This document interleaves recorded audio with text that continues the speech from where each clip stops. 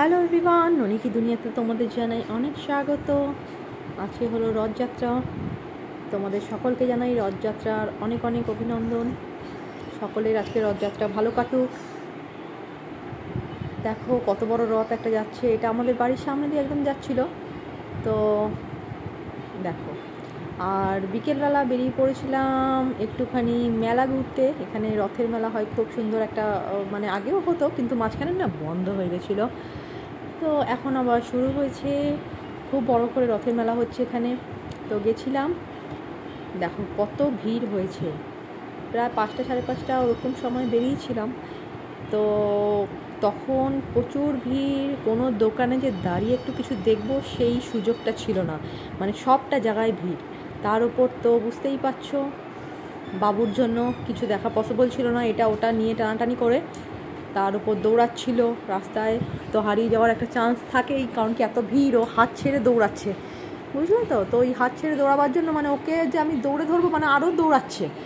তো এইরকম একটা সিচুয়েশান হয়ে গেছিলো। তো আমরা ওখান থেকে খুব তাড়াতাড়ি বেরিয়ে চলে এসেছিলাম।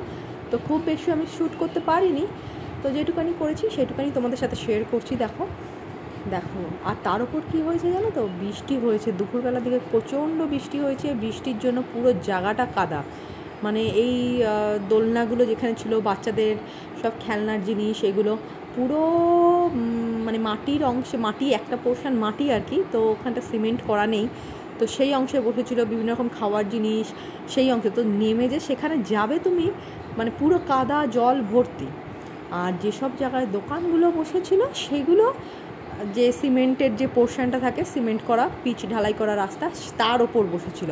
তো জিনিসপত্র দেখার সুযোগ ছিল, কিন্তু তুমি দোলনা টোলনায় চড়বে তাও তো লোকে উঠেছে, অনেক লোকই হয়েছে, সবাই উঠেছে। দেখো না দোলনাগুলোতে, প্রতিটা দোলনায় দেখতে পাবে ভিড়। বাচ্চাদের দোলনাগুলোতেও ইভেন খুব ভিড় হয়েছে। তো যাই হোক, আমি আর ওই কাদার ওখানে ঢুকিনি, কারণ কোথায় বাবুকে নিয়ে ঢুকবো, যা বদমাস, তো যাওয়া হয়নি ওখানটা। তো দূর থেকেই আমরা ওখানটা দেখে চলে এসেছিলাম। আর দোকানগুলোতে যখন যাই, দোকানে এত ভিড়, মানে কোনো একটা জিনিস তুমি নিয়ে দেখবে সেই জায়গাটাই নেই। তো এই জায়গাটা দেখো, এই জায়গাটা খুব সুন্দর ছিল। এই জায়গাটায় আমরা বেশিক্ষণ এইখানেই দাঁড়িয়েছিলাম। এখানে দাঁড়িয়ে কথা টথা বলে একটু কিছু খেয়েছিলাম, তো খেয়ে তারপর বেরিয়ে চলে এসেছি।